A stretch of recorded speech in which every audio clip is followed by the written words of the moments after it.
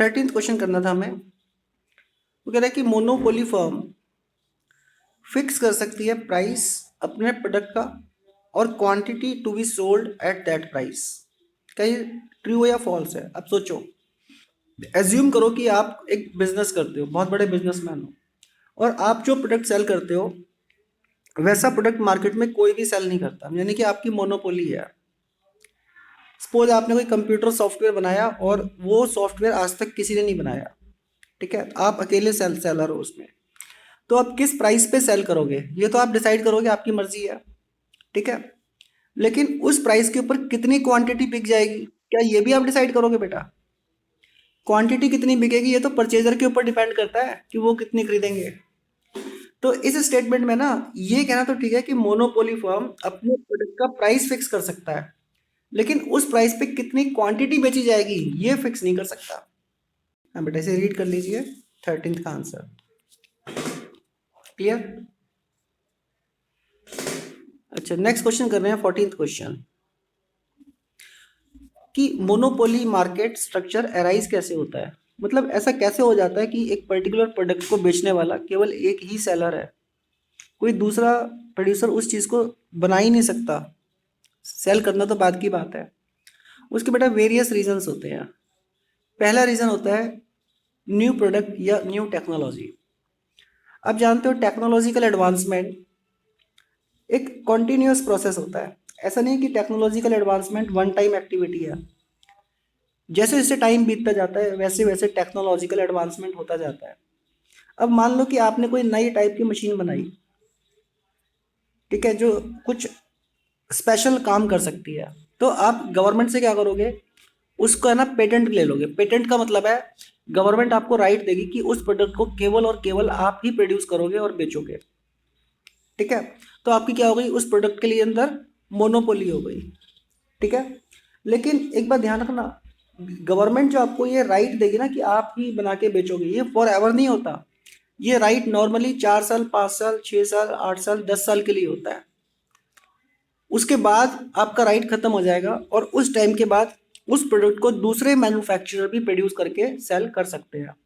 मतलब आपको जो राइट मिलेगा प्रोडक्ट को बनाकर बेचने का, वो एक पर्टिकुलर टाइम पीरियड के लिए ही देती है गवर्नमेंट। पर्टिकुलर टाइम पीरियड के लिए क्यों देती है, उसका रीजन है। देखो, आपने जो नया प्रोडक्ट बनाया उसके लिए आपने मेहनत करी, पैसा भी खर्च किया, टाइम भी खर्च किया, है ना, एफर्ट्स भी लगे आपके, तो आपको उसका बेनिफिट मिलना चाहिए ना। तो गवर्नमेंट आपको बोलेगी भाई आपने इतना सारा सब कुछ किया, चलो 5 साल तक आपको बेनिफिट मिलेगा केवल, और कोई इसको कॉपी नहीं कर सकता। तो 5 साल तक आप ही बनाओ, या गवर्नमेंट को लगता है 6 ईयर्स का टाइम मिलना चाहिए आपको, तो गवर्नमेंट आपको पेटेंट राइट 6 ईयर्स के लिए भी दे देगी। लेकिन उसके बाद क्या होगा, आपका राइट खत्म हो जाएगा और कोई भी प्रोड्यूसर उस प्रोडक्ट को मैन्युफैक्चरिंग करके सेल कर सकता है। ऐसा क्यों किया है गवर्नमेंट ने? क्योंकि गवर्नमेंट ये भी जानती है कि अगर हमेशा के लिए आपको राइट दे दिया जाए तो आप तो फिर लोगों को महंगा ही बेचोगे। भाई हर आदमी चाहता है ज्यादा प्रॉफिट कमाना, है ना, तो करोड़ों लोगों को सामान महंगा मिलेगा, तो गवर्नमेंट ने परचेजर के इंटरेस्ट को भी प्रोटेक्ट करना है। तो इसलिए गवर्नमेंट क्या करती है, कुछ टाइम तक का राइट देगी प्रोड्यूसर को, और उसके बाद कंपटीशन अलाउ, और बहुत सारे प्रोड्यूसर्स जब मार्केट में एंट्री कर जाएंगे, प्रोडक्ट को मैन्युफैक्चरिंग करेंगे, सेल करेंगे, तो नो डाउट उस प्रोडक्ट का प्राइस कम आएगा और लाखों करोड़ों लोगों को वो प्रोडक्ट रीजनेबल प्राइस पे मिल पाएगा। ठीक है बेटा, आप रीड कर लीजिए। ओके, सेकंड रीजन होता है मोनोपोली का लाइसेंसिंग बाय गवर्नमेंट। जैसे फॉर एग्जांपल अगर हम दिल्ली की बात करें तो दिल्ली में वाटर सप्लाई करने का जो लाइसेंस मिला है केवल और केवल दिल्ली जल बोर्ड के पास है। तो दिल्ली जल बोर्ड ही दिल्ली के अंदर वाटर की सप्लाई कर सकता है, यानी कि वाटर को बेच सकता है, और किसी को गवर्नमेंट ने राइट नहीं दिया। अच्छा, गवर्नमेंट ऐसा क्यों कर रही है? प्राइवेट लोगों को राइट क्यों नहीं दे रही कि भाई आप भी वाटर सप्लाई कर सकते हो घरों के अंदर? उसका रीज़न है क्योंकि वाटर है ना, नेसेसिटी है, लोगों को खरीदना तो पड़ेगा ही पड़ेगा। अगर गवर्नमेंट प्राइवेट लोगों को दे दे परमिशन तो वो तो फिर महंगा बेचेंगे, लोगों को एक्सप्लॉइट करेंगे। तो कुछ जो पब्लिक यूटिलिटी होती है ना, मतलब जो आम जरूरत की चीज़ है, उसकी गवर्नमेंट खुद अपने पास मोनोपोली रख लेती है। क्लियर? थर्ड वन रीजन है फॉर्मिंग ए कार्टेल। कार्टेल का मतलब क्या होता है? देखो, आप एक एग्जांपल समझो। हम जैसे इंडिया की बात करें और यहाँ पे मोबाइल सर्विसेज की बात करते हैं, सर्विस प्रोवाइडर कौन कौन से है? एयरटेल है, जियो है, और कौन सा है? वोडाफोन है, और ऐसी चार पांच कंपनियां हैं। ये चार पांच ना आपस में कंपटीशन करती है एक दूसरे से, और अपने कस्टमर्स या अपने सब्सक्राइबर्स ज़्यादा रखने के लिए प्राइस कम डिस्काउंट को ऑफर देती है, जिससे इन सभी कंपनियों को ज़्यादा प्रॉफिट नहीं हो पाता। अब पता है क्या होता है, ये सभी कंपनियां आपस में ना मिलके अपनी एक कार्टेल बना लेती है। कार्टेल का मतलब है अपनी एक एसोसिएशन बना लेती है, ठीक है, मोबाइल सर्विस प्रोवाइडर एसोसिएशन। और क्या प्राइसेस चार्ज किए जाएंगे कस्टमर से, अब ये एयरटेल, जियो या वोडाफोन इंडिविजुअल बेस पर डिसाइड नहीं करेंगे, बल्कि जो कार्टेल बनाई गई ना, जो ऑर्गेनाइजेशन बनाई गई, वो प्राइस डिसाइड करेगी। और वो कार्टेल नॉर्मली क्या करती है, प्राइस ज़्यादा अपर साइड पे डिसाइड करती है। अब जब प्राइस अपर साइड पे डिसाइड हो गए, तो एयरटेल हो, जियो, वोडाफोन, कोई भी हो, सबको उसी प्राइस के ऊपर अपने प्रोडक्ट को सेल करना पड़ेगा। तो इससे इन सभी कंपनीज को फायदा होगा ना। तो बेशक यहाँ पे मोनोपोली नहीं थी, सिंगल सेलर नहीं था, लेकिन जब इन्होंने अपना कार्टेल बना लिया ना, यानी कि अपनी ऑर्गेनाइजेशन बना ली, तो प्राइस से रिलेटेड डिसीजन तो वो ऑर्गेनाइजेशन ले रही है, और वो ऑर्गेनाइजेशन की एक तरीके से मोनोपोली हो गई। क्लियर? हाँ जी बेटा, रीड कर लो ध्यान ध्यान से। जैसे आप यहाँ पे एग्जांपल देख रहे हो, 1970s में क्या हुआ था, जो ऑयल प्रोड्यूसिंग कंपनीज थी ना, countries, sorry, oil producing countries, वो एक दूसरे से कंपटीशन करती थी, और अपना प्रोडक्ट यानी कि अपना क्रूड ऑयल ज़्यादा बेचने के लिए कम प्राइस पे सेल कर देती थी दूसरी कंट्रीज़ को, जिससे इन सभी कंट्रीज़ को लॉस होते थे, मतलब ज़्यादा प्रॉफिट नहीं हो पाते थे। तो इन ऑयल प्रोड्यूसिंग कंट्रीज़ ने क्या किया, अपनी एक ऑर्गेनाइजेशन बना ली ओपेक नाम से, organisation of petroleum exporting companies. और जो भी प्राइस से रिलेटेड डिसीजन है, ये अब ये ऑर्गेनाइजेशन डिसाइड करती थी। तो इससे क्या हुआ, इसने प्राइस ज़्यादा अपर साइड पे डिसाइड किया, और जिससे सभी कंपनीज को प्रॉफिट होने स्टार्ट हो गए। क्लियर? अच्छा, मोनोपोली होने का एक और रीज़न होता है कंट्रोल ऑन रॉ मटेरियल। आपको पता है कोई गुड्स जो प्रोड्यूस होता है ना, उसके लिए रॉ मटेरियल की रिक्वायरमेंट होती है, और कभी कभी ऐसी सिचुएशंस होती है कि वो रॉ मटेरियल सबके पास होता ही नहीं है, जब केवल एक के पास होता है। तो जब एक के पास ही रॉ मटेरियल है, तो वही प्रोड्यूस करेगा और वही सेल करेगा, तो मोनोपोली हो जाएगी। जैसे फॉर एग्जांपल, आपको पता है, जैसे डायमंड की अगर हम बात करें, तो जो साउथ अफ्रीका है ना, वहाँ पे जो रॉ डायमंड होता है उसका अप्रॉक्स 80%, पूरे वर्ल्ड में जो होता है डायमंड, उसका अराउंड 80% केवल और केवल साउथ अफ्रीका में ही होता है। बाकी वर्ल्ड की कंट्रीज के अंदर तो बाकी का बचा हुआ 20% है। तो एक तरीके से हम ये कह सकते हैं कि डायमंड का जो रॉ मटेरियल है, मतलब रॉ डायमंड, वो मैक्सिमम क्वांटिटी में, यानी कि 80% ऑफ द होल वर्ल्ड केवल और केवल साउथ अफ्रीका के पास है। तो इसका मतलब हो गया कि साउथ अफ्रीका की मोनोपोली हो गई डायमंड प्रोड्यूस करने में। हालांकि 100% मोनोपोली नहीं हुई, लेकिन मैक्सिमम क्वांटिटी से तो मोनोपोली हो ही गई ना। समझ रहे हो ना मेरी बात को? पेटेंट राइट का क्या मतलब होता है, जैसे कि अभी अभी हमने किया, पेटेंट राइट का मतलब एक ऐसे राइट से होता है जो गवर्नमेंट हमें देती है, और हमें कहती है कि भाई इस पर्टिकुलर प्रोडक्ट को केवल आप ही प्रोड्यूस कर सकते हो और कोई दूसरा प्रोड्यूस नहीं कर सकता, क्योंकि ये पर्टिकुलर प्रोडक्ट आपने ही डिज़ाइन किया है, मेहनत की है आपने, खून पसीना बहाया है। तो इसको बना के बेचकर प्रॉफिट कमाने का राइट भी आप ही को दे रहे हैं, ठीक है ना। तो गवर्नमेंट ऐसा राइट देती है, ये राइट कहलाता है पेटेंट राइट्स। अच्छा, एक बात सोचो, अगर गवर्नमेंट पेटेंट राइट्स ना दे, फिर क्या होगा? क्या कोई भी इंसान नई चीज बनाना चाहेगा? मान लो कि आप बहुत अच्छे सॉफ्टवेयर इंजीनियर हो, आप बहुत मेहनत करके, पैसा खर्च करके, दिन रात एक करके कोई सॉफ्टवेयर बनाते हो, सॉफ्टवेयर मार्केट में आया, मार्केट में आने के बाद तो कोई भी उसे इजीली कॉपी कर सकता है, एक मिनट से भी कम लगता है, आप जानते हो, है ना। तो आपने जो मेहनत की वो तो बेनिफिट तो आपको मिल ही नहीं पाया, दूसरे लोगों ने उसको कॉपी कर लिया, ठीक है। तो आपको अपनी मेहनत का प्रॉफिट मिल पाए, बेनिफिट मिल पाए, इसलिए गवर्नमेंट क्या करेगी, आपको राइट देगी कि उसको केवल और केवल आप ही प्रोड्यूस करोगे और सेल करोगे। क्लियर है? तो पेटेंट राइट देने का मेन मोटिव होता है कि गवर्नमेंट एनकरेज कर रही है लोगों को या प्रोड्यूसर्स को कि आप कोई नई नई इन्वेंशंस करो, नए प्रोडक्ट्स बनाओ, नई टेक्नोलॉजी इन्वेंट करो। क्लियर? कर रहे हैं। डिमांड कर्व कैसा होगा मोनोपोली फर्म का? भाई आप एक बात सोच के देखो, कोई एक मोनोपोली फर्म है और उसने अपने प्रोडक्ट का प्राइस रखा सपोज 10 रुपीज़ पर यूनिट, और इस प्राइस के ऊपर उसके प्रोडक्ट की जो डिमांड है सपोज 1000 यूनिट्स की डिमांड है। मतलब हर आदमी नहीं खरीद पा रहा, हर आदमी के लिए 10 रुपीज़ प्राइस बहुत ज़्यादा है, बहुत सारे लोग इस प्रोडक्ट के बिना ही गुजारा कर रहे होंगे। अब मोनोपोली फर्म चाहता है कि जो लोग अभी नहीं खरीद रहे हैं मेरे प्रोडक्ट को, वो भी लोग खरीदें। तो मोनोपोली फर्म को क्या करना पड़ेगा बताओ? उसको प्राइस डिस्काउंट करना पड़ेगा ना अपना। सपोज उसने 9 रुपीज़ प्राइस कर दिया।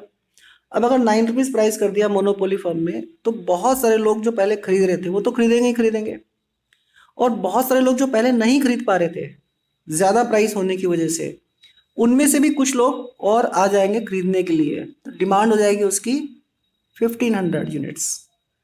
और ज़्यादा प्रोडक्ट सेल करना चाहता है मोनोपोली, तो उसको प्राइस और कम करना पड़ेगा, और न्यू कस्टमर अट्रैक्ट होंगे, डिमांड हो जाएगी 2000 यूनिट्स। समझ रहे हो? तो डिमांड को कैसा बनेगा? आपने बनाया था ना डिमांड को, वाई एक्सिस पे प्राइस लेना है आपको और एक्स एक्सिस पे डिमांड लेना है। कैसा बनेगा? Downward sloping. ठीक है, सर भी रीड कर लो एक बार, ध्यान ध्यान से, ध्यान ध्यान से रीड करना है पेज।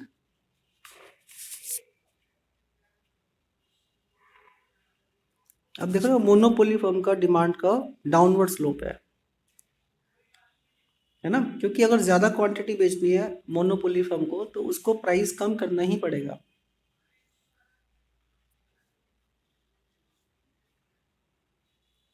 नेक्स्ट क्वेश्चन कर रहे हैं, मोनोपोली के मेरिट्स क्या होते हैं? तो वो सबसे पहला मेरिट तो होता है कि प्रोडक्शन में एफिशिएंसी आती है। प्रोडक्शन में एफिशिएंसी क्यों आती है? क्योंकि मोनोपोली फर्म एक सिंगल सेलर है, उसको ही केवल और केवल प्रोडक्ट प्रोड्यूस करना है। तो मोनोपोली फर्म जब भी प्रोडक्शन करता है ना, तो ऑलवेज लार्ज स्केल पे करता है। और हम जानते हैं कि जब भी लार्ज स्केल पे प्रोडक्शन किया जाता है ना, तो लेटेस्ट टेक्नोलॉजी यूज़ की जाती है, बड़ी बड़ी मशीनें यूज़ की जाती है, और पर यूनिट प्रोडक्शन कॉस्ट कम आती है लार्ज स्केल पे प्रोडक्शन करने पे। ठीक है। सेकंड है सेव पब्लिक फ्रॉम एक्सप्लॉयटेशन।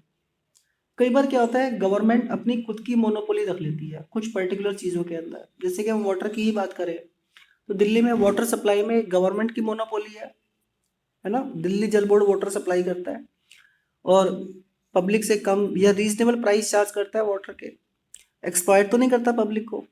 लेकिन अगर प्राइवेट लोगों को राइट दे दिया जाए तो वो तो अपने प्रॉफिट के लिए एक्सप्लॉयटेशन स्टार्ट कर देंगे, क्योंकि उनको पता है कि वाटर तो एक रिक्वायरमेंट है, उसके बिना तो जिंदा ही नहीं रह सकते, लोगों को खरीदना ही पड़ेगा। तो वो बहुत महंगा देंगे, बदमाशी करना शुरू कर देंगे वो। समझ रहे हो? तो गवर्नमेंट की मोनोपोली होती है ऐसी नेसेसिटी चीज़ों में जो कि पब्लिक को एक्सप्लॉयटेशन से सेव करती है। राइट। फिर एक और बेनिफिट होता है, प्रोडक्शन है ना एज पर रिक्वायरमेंट होता है। अब क्योंकि मोनोपोली एक सिंगल प्रोड्यूसर है, तो उसे पता है भी उसके प्रोडक्ट की मार्केट में डिमांड कितनी है, वो उसी के अकॉर्डिंगली प्रोडक्शन करेगा मोनोपोली फर्म, ना तो ज़रूरत से ज़्यादा ना ज़रूरत से कम। समझ गए? तो ओवर प्रोडक्शन नहीं होता और अंडर प्रोडक्शन भी नहीं होता, ज़रूरत के अकॉर्डिंगली प्रोडक्शन होता है। भाई आप खुद ही सोचो, अगर आपकी मोनोपोली है किसी प्रोडक्ट के अंदर, तो आप ज़रूरत के अकॉर्डिंगली ही तो प्रोडक्शन करोगे ना, कोई दूसरा तो प्रोड्यूस कर ही नहीं रहा उसको। तो ना तो ज़्यादा प्रोडक्शन होगा रिक्वायरमेंट से, ना ही रिक्वायरमेंट से कम प्रोडक्शन होगा, तो वेस्टेजेस अवॉइड हो जाती है। ओके। एक और बेनिफिट मोनोपोली का कि जो वेस्टफुल एक्सपेंडिचर होते हैं ना, वो नहीं होते। जैसे फॉर एग्जांपल अगर हम कार की बात करें, कार इंडस्ट्री की, तो आप देखते हो कि कार मैन्युफैक्चरर जैसे Maruti company, Tata company, Mahindra and Mahindra company, पता नहीं कितनी सारी कंपनीज हैं, वो बहुत ज़्यादा एडवर्टाइजमेंट करती है ना, हैवी एक्सपेंडिचर करती है एडवर्टाइजमेंट पे, कि जिससे कि केवल उनकी ही कंपनी की कार की सेलिंग ज़्यादा हो और वो ज़्यादा प्रॉफिट कमाए। ठीक है। तो ये एडवर्टाइजमेंट में जो पैसा खर्च हुआ, ये तो एक तरीके से वेस्टफुल एक्सपेंडिचर है। कंपटीशन कर रहे हैं, एडवर्टाइजमेंट कर रहे हैं, इससे कुछ प्रोडक्शन कोई हो रहा है। अब मोनोपोली फॉर्म में पता है क्या होता है, क्योंकि एक सिंगल सेलर है, उसे किसी से कंपटीशन तो करना नहीं है ना, तो वो तो एडवर्टाइजमेंट पे पैसे या तो बिल्कुल खर्च नहीं करता, या अगर करता है तो बहुत थोड़े से नाम मात्र के, कि बस लोगों को एक इन्फॉर्मेशन मिल जाए कि भाई ये वाली पर्टिकुलर प्रोडक्ट मार्केट में अवेलेबल है और आप इसको खरीद सकते हो, कहाँ से खरीद सकते हो, ये एड्रेस है बस। मतलब नाम मात्र का एक्सपेंडिचर करेगा एडवर्टाइजमेंट एंड पब्लिसिटी पे। नेक्स्ट है हमारा डीमेरिट्स क्या है मोनोपोली के। देखो मोनोपोली का सबसे बड़ा डीमेरिट तो ये है कि अगर किसी प्राइवेट प्रोड्यूसर की मोनोपोली है तो वो अपना प्रॉफिट ज़्यादा अर्न करने के लिए जानबूझकर है ना प्रोडक्शन कम करता है, जिससे कि मार्केट में शॉर्टेज हो चीज़ की और उसके प्राइस ज़्यादा हो, और वो ज़्यादा प्राइस पे प्रोडक्ट को बेच के ज़्यादा प्रॉफिट अर्न करे। नॉर्मली ऐसा होता है, ये सबसे बड़ा डीमेरिट है, मतलब लोगों को सामान महंगा मिलता है। नेक्स्ट क्वेश्चन कर रहे हैं, इसमें हमें बताना है मोनोपोलिस्टिक कंपटीशन क्या होता है। देखो मोनोपोलिस्टिक कंपटीशन को समझने से पहले हम एग्जांपल ले लेते हैं। मैं एग्जांपल लेता हूँ जैसे सोप। आप एक बात बताओ, मार्केट में कितनी सारी कंपनियों का साबुन आता है ना। लक्स है, लाइफ बॉय है, निरमा, पतंजलि, ये कंपनी वो कंपनी, पता नहीं कौन कौन सी कंपनियों का सोप आता है ना। और हर कंपनी का जो सोप होता है, साबुन होता है बेटा, क्या एक जैसी क्वालिटी का होता है, या उनमें थोड़ा बहुत डिफरेंस होता है। थोड़ा बहुत तो डिफरेंस होता है ना, प्राइस अलग होते हैं उनके, शेप अलग होते हैं, कलर भी अलग हो सकते हैं, वेट्स भी अलग हो सकते हैं, है ना। और हजारों सेलर है, हजारों लाखों सेलर है, लेकिन उन सेलर का सबका जो साबुन है ना अलग अलग टाइप का है, थोड़ा थोड़ा डिफरेंशिएटेड है। ऐसा परचेजर सोचते हैं, हो सकता है सबका साबुन एक जैसा भी हो, लेकिन परचेजर को लगता है कि सबकी क्वालिटी में कुछ ना कुछ डिफरेंस है। ठीक है, तो ऐसा मार्केट जहाँ पे हजारों लाखों सेलर्स हैं और वो डिफरेंशिएटेड प्रोडक्ट सेल कर रहे हैं, मतलब किसी जैसे साबुन का एग्जांपल लिया, किसी का साबुन की क्वालिटी अलग है, किसी का कलर अलग है, किसी का वेट अलग है साबुन का, है ना, किसी का प्राइस अलग है, और हजारों लाखों करोड़ों परचेजर है। ऐसी मार्केट सिस्टम को कहा जाता है मोनोपोलिस्टिक कंपटीशन। क्लियर, रीड करो इसे। हाँ बेटा ये पेज रीड करो ध्यान ध्यान से।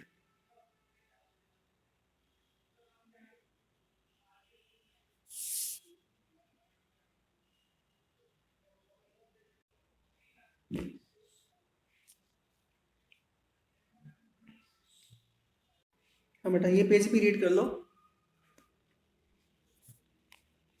आज क्वेश्चन नंबर 20 तक ही करेंगे।